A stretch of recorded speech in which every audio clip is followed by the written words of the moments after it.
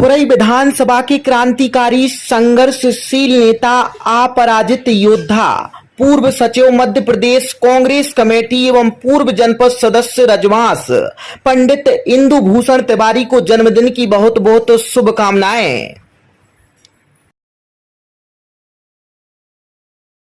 सागर संत श्री रावतपुरा सरकार परिसर में 29 जून से 5 जुलाई तक आयोजित होने वाले सदगुरु प्राकट्योत्सव कार्यक्रम की तैयारियां जोरों पर।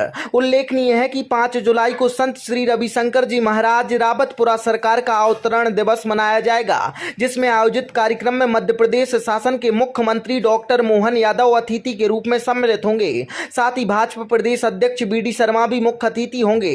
वहीं इस कार्यक्रम को देखते हुए कई संतों का समागम भी हो सकता है। इसी कार्यक्रम के तारतम्य में साक्षात्कार के दौरान गुरु श्री रविशंकर जी महाराज से हुई मुलाकात और चर्चा, साथ ही रावतपुरा सरकार कॉलेज परिसर में भगवान शिव की भव्य प्रतिमा का लोकार्पण होगा।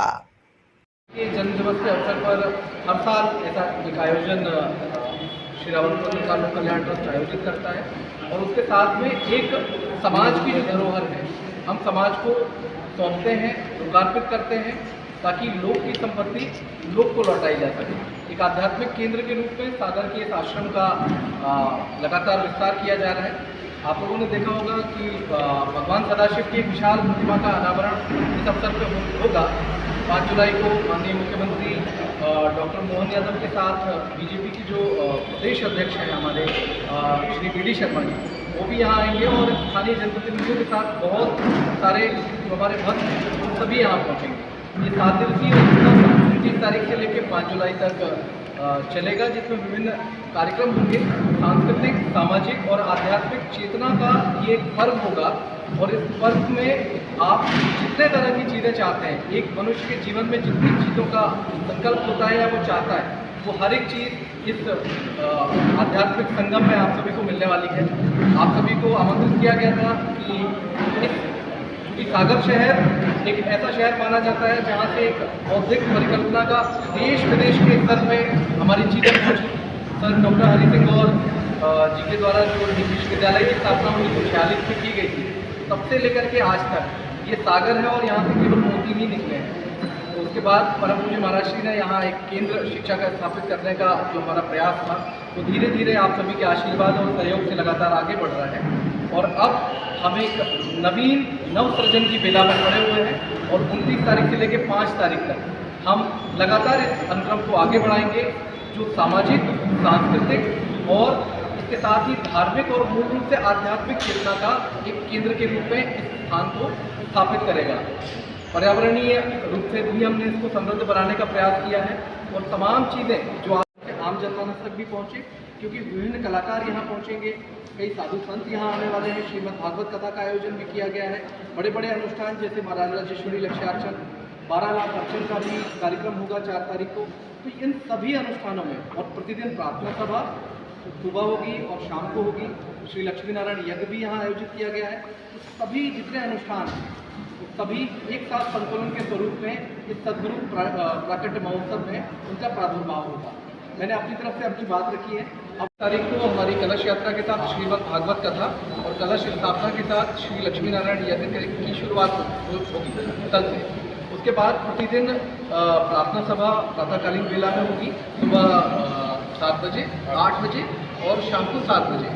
इसके साथ ही प्रातःकालीन वेला में श्री लक्ष्मी नारायण यज्ञ भी हमारा आयोजित होगा, शुरुआत हो जाएगी और पूरे दिन यह अनुष्ठान लगातार चलेंगे। विभिन्न दिव्य अनुष्ठान के अतिरिक्त भी जो दैनिक दिनचर्या का हिस्सा होते हैं वो भी लगातार चलेंगे।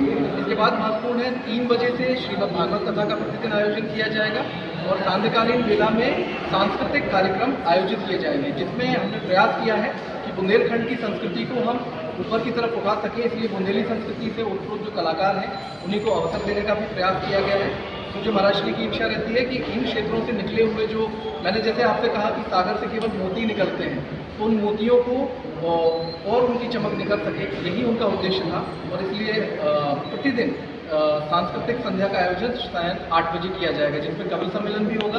देश विदेश के कवियों के साथ हमारे बुंदेलखंड के कवि भी होंगे, कविता शर्मा, जितू खरे और इनके साथ ही तमाम आर्टिस्ट जो हैं वो यहाँ रंगारंग प्रस्तुतियाँ अपनी देने वाले हैं और उनके साथ ही श्री वी डी शर्मा जी और स्थानीय जनप्रतिनिधियों के साथ बहुत बड़ा एक वर्ग यहाँ शिरकत करेगा कार्यक्रम में, और उसके साथ ही भगवान सदाशिव की जो प्रतिमा है उसका लोकार्पण किया जाएगा।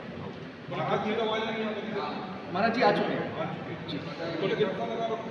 जितनी संस्थाएं चल रही हैं उसको जो पूरा रन करता है उस संस्था का नाम श्री रावतपुरा सरकार लोक कल्याण ट्रस्ट है।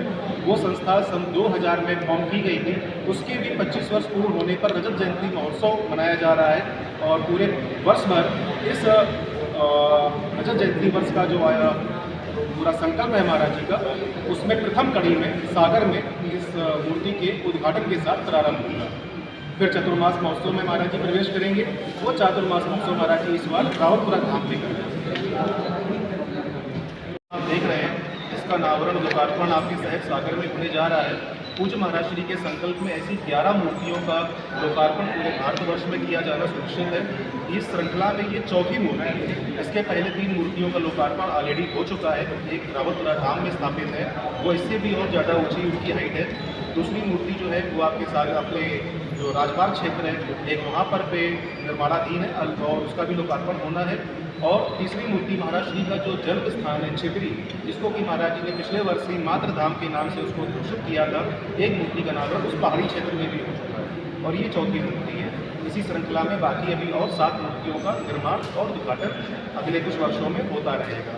और चूँकि भगवान शिव को सदाशिव के रूप में महाराज श्री ने सब लोग में सभी जनमानस को समर्पित किया है, इसलिए हर मूर्ति का नाम सदाशिव रखा है।